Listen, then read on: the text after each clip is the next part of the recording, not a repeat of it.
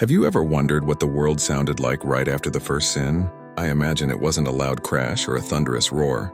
I think it was silence, a deafening, heavy silence that pressed down on everything.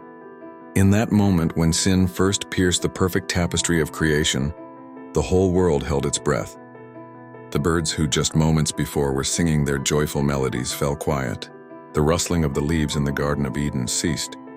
Even the gurgling of the four rivers seemed to halt.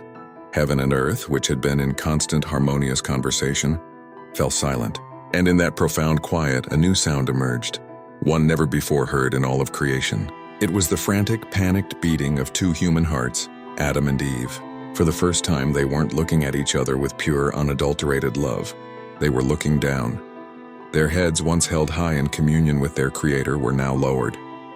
Their eyes, which used to reflect the light of paradise, were now cast to the ground, unable to meet the gaze of God or even each other.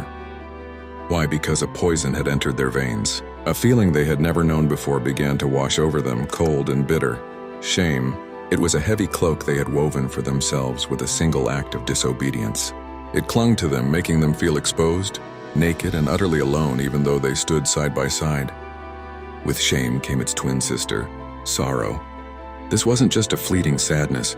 It was a deep, guttural grief that shook them to their core.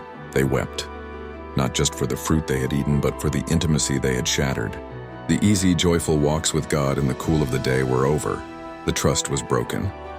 Paradise, which had been their home and their reality, now felt like a foreign land. They looked at their hands, the same hands that had tended the garden and held each other, and saw them as instruments of their own downfall. They looked at the world around them, and the vibrant colors of Eden seemed to fade, as if seen through a veil of tears. They had lost more than just their innocence. They had lost their home, their peace, their unhindered connection to the source of all life. In that crushing silence, under the weight of their lowered heads, the first repentance began. It wasn't a grand speech or a formal prayer.